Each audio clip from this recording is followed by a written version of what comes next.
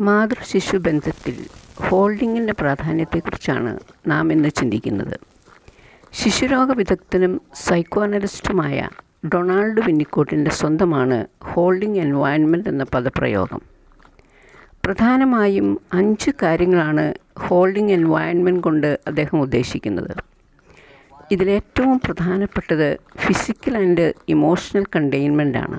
അതായത് ശാരീരികവും വൈകാരികവുമായും ശിശുവിനെ താങ്ങുന്നതിനുള്ള കഴിവ്.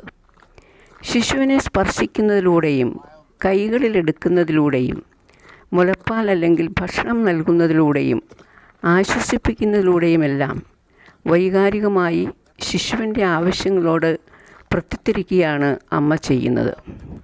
ഇതിലൂടെ താൻ സുരക്ഷിതനെന്നും സംരക്ഷിക്കപ്പെട്ടവനെന്നുമുള്ള അനുഭവം കുട്ടിക്ക് സംജാതമാകുന്നു. മറ്റൊരു ഘടകമെന്നത് വൈകാരിക ക്രമീകരണം അല്ലെങ്കിൽ ഇമോഷണൽ റെഗുലേഷനാണ്.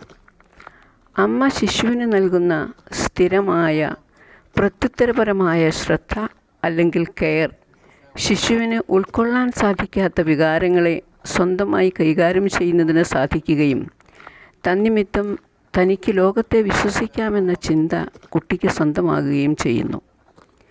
വികാരത്തള്ളൽ കൂടാതെ ശിശുവിന് സ്വന്തം ഇച്ഛാഭംഗങ്ങളെയും വൈകാരിക ക്ഷോഭങ്ങളെയും കൈകാര്യം ചെയ്യുന്നതിനുള്ള അമ്മയുടെ കഴിവിനെ ശിശു ആന്തരികവത്കരിക്കുകയും പിന്നീട് വൈകാരിക ക്രമീകരണത്തിന് ഇത് സഹായമാകുകയും ചെയ്യുന്നു. ഗ്രാജ്വൽ അഡാപ്റ്റേഷനാണ് മൂന്നാമത്തെ ഘടകം. ശിശുവിൻ്റെ ആവശ്യങ്ങളോട് പൂർണ്ണമായും പ്രത്യുത്തരിക്കാൻ അമ്മയ്ക്ക് അനായാസമായിരിക്കില്ല. മാത്രമല്ല, നിസ്സാരമായ ഇച്ഛാഭംഗങ്ങൾ അമ്മ ചിലപ്പോൾ അനുവദിക്കുകയും ചെയ്യും. ഭാവിയിൽ പ്രതിസന്ധി ഘട്ടങ്ങളെ തരണം ചെയ്ത് മനസ്സിനെ ബലപ്പെടുത്തുന്നതിനും താൻ വ്യത്യസ്തനായ വ്യക്തിയാണെന്ന് തിരിച്ചറിയുന്നതിനും ഇത് സഹായകമാകുന്നു.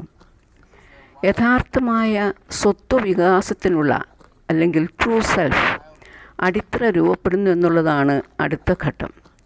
ഹോൾഡിങ്ങിലൂടെ സുരക്ഷിതത്വ ബോധം സ്വന്തമാകുന്ന ശിശു ചുറ്റുപാടുകളെ മനസ്സിലാക്കുവാനും സ്വന്തമായ വ്യതിരിക്തത വികസിപ്പിച്ചെടുക്കുവാനും യഥാർത്ഥമായ സ്വത്വം പ്രകടമാക്കുവാനും പ്രാപ്തനാകുന്നു.